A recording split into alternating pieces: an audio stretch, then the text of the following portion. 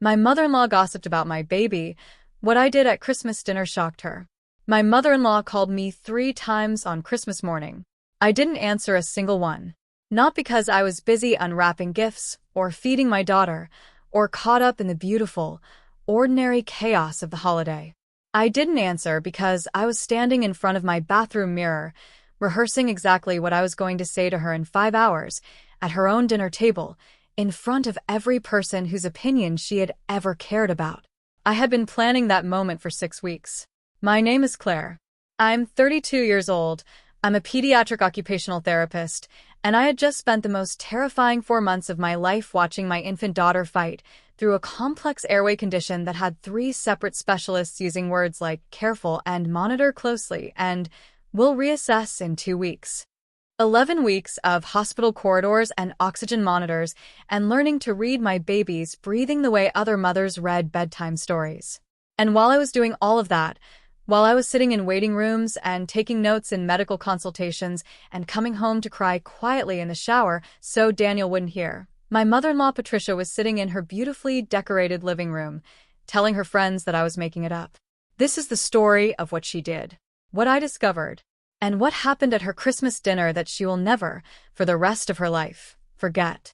To understand Patricia, you have to understand the world she constructed around herself.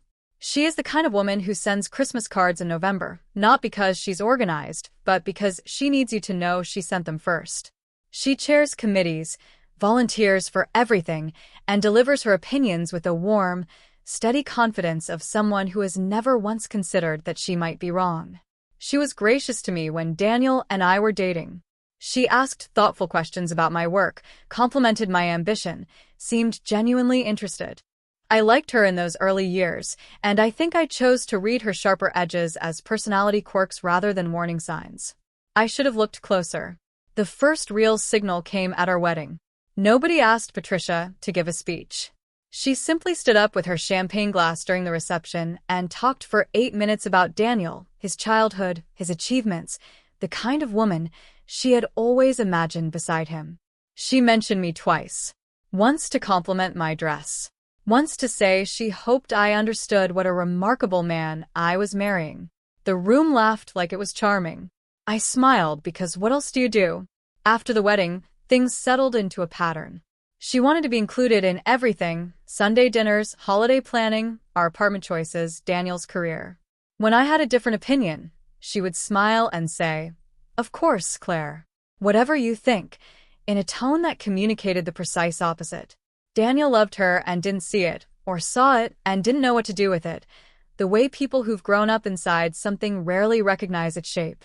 When I got pregnant, I told myself things would soften. That grandchildren have a way of changing people. That I had been too watchful, too guarded. I was wrong about all of it.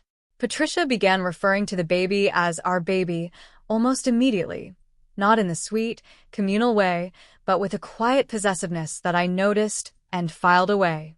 She sent parenting articles with sentences underlined.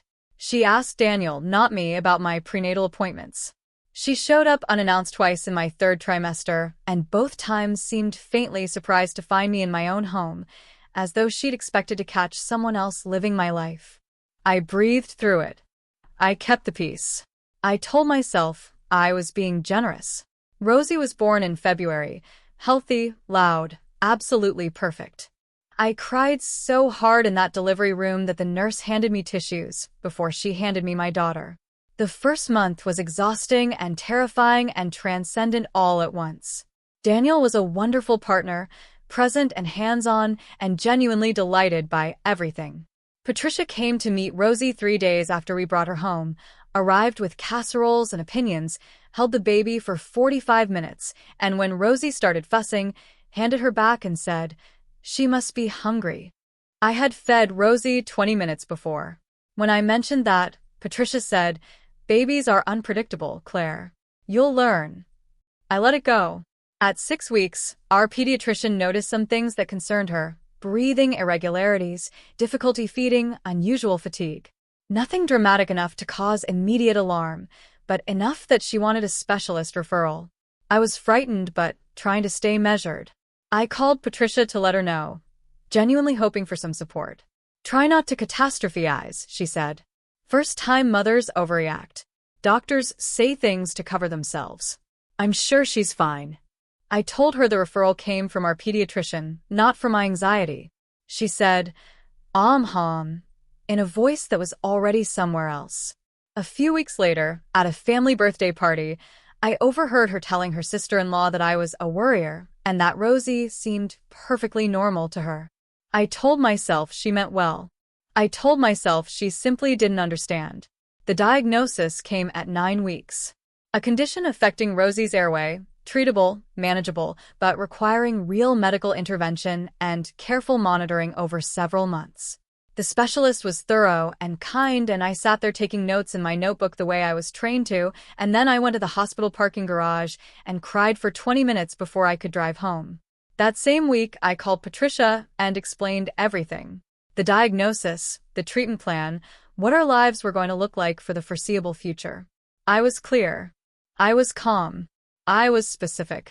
She listened, asked a few questions, and told me she would keep us in her prayers. What I didn't know, what I wouldn't find out for 2 more months, was what she did after she hung up the phone. The moment everything changed didn't arrive the way I expected. It arrived quietly, in the cereal aisle of the grocery store, on an ordinary Tuesday afternoon in October. I ran into Margie Hollis, a neighbor I'd always liked. She asked how Rosie was doing. I told her honestly that we'd had a frightening few months, but that Rosie was responding well, and we were feeling cautiously hopeful. Margie's face did something strange. A small, uncomfortable flicker. I'm so glad, she said carefully. I'll be honest with you, Claire, I didn't know what to believe. Patricia mentioned, at book club, that you'd been struggling since the birth. That you'd been a bit dramatic about things. That the doctors were mostly just covering themselves. I went very still. She said that. Margie looked like she was regretting the conversation. I think she mentioned something similar at Susan Crawford's birthday lunch. I'm sorry, I probably shouldn't have said anything. No, I said. Thank you. Please don't apologize. I finished my shopping in a slow, cold clarity that I remember very precisely. I drove home. I put the groceries away.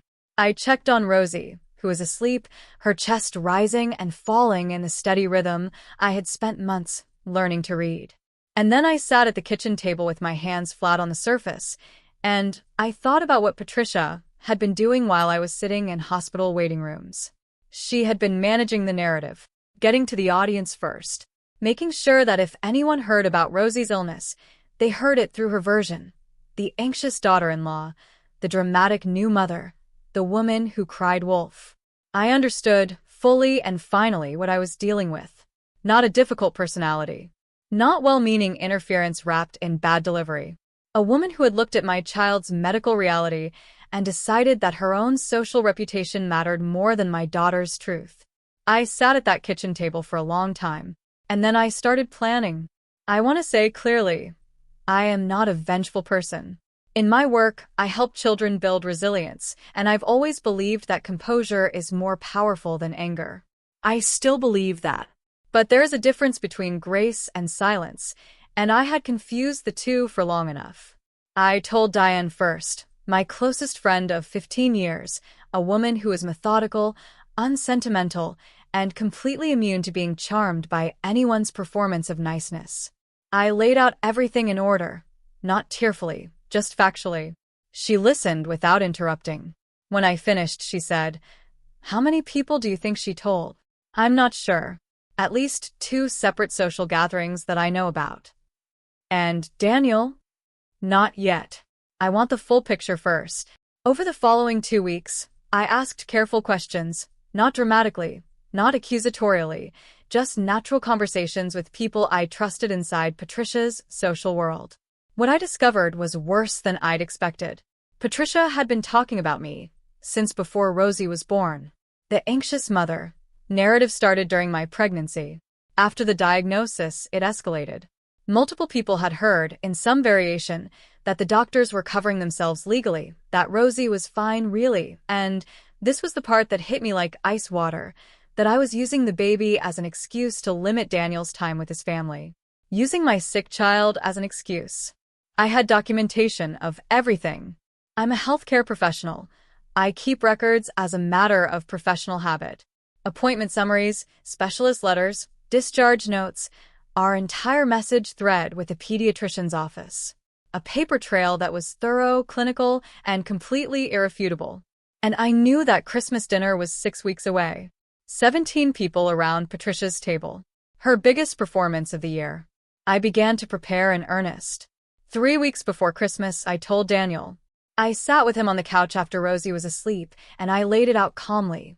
What Margie had said, what I confirmed through others, the timeline of what Patricia had been telling people, and approximately how many of them.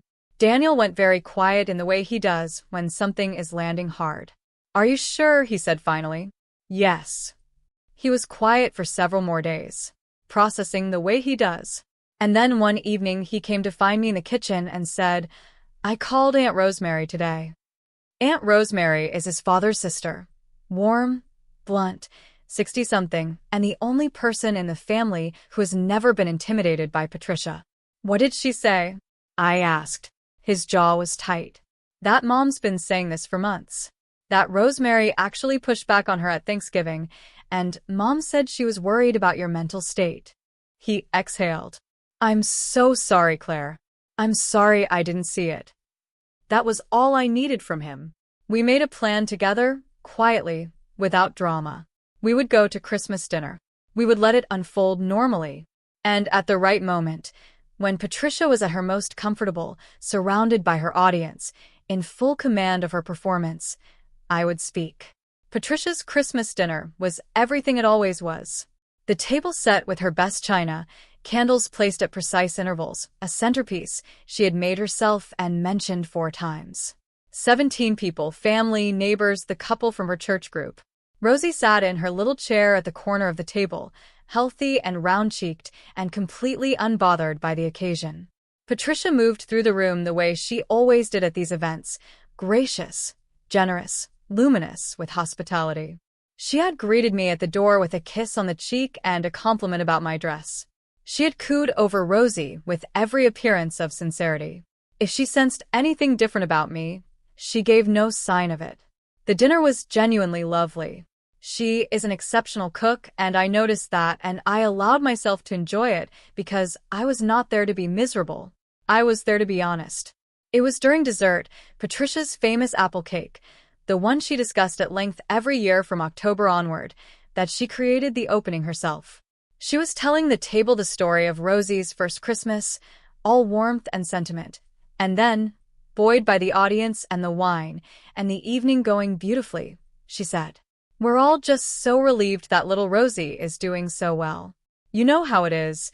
These things can seem so frightening when you're a new parent. Everything feels like such an emergency." She laughed lightly. Several people laughed with her. I felt Daniel's hand touch my knee, very briefly, under the table. I smiled. "Patricia," I said, in my clearest, most pleasant voice, "I'm so glad you brought that up." She looked at me with the polished attention she gave everyone she was performing for. "Oh, I've been wanting to address something with the family, and since everyone's here, this feels like exactly the right moment." A shift moved through the room. That particular electric change in atmosphere when people sense something unscripted is about to happen. "Claire," someone started. I held up one hand gently and continued.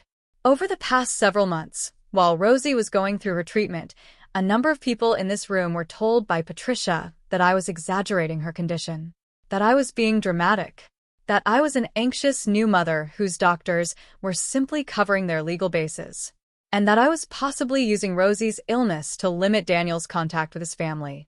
The silence around that table was absolute. Patricia's face went completely still.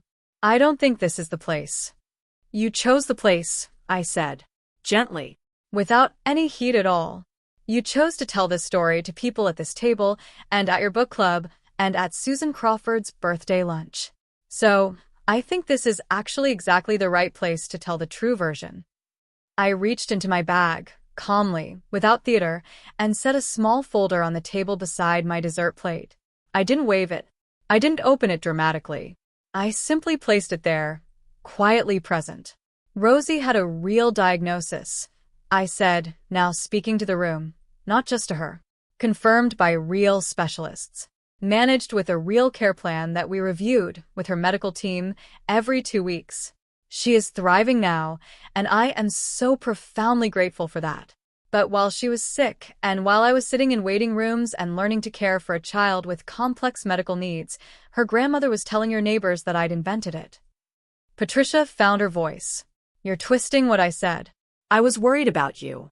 I was trying to protect me? I asked. Yes. From what? Silence. I would genuinely love to hear, I said. What were you protecting me from, Patricia?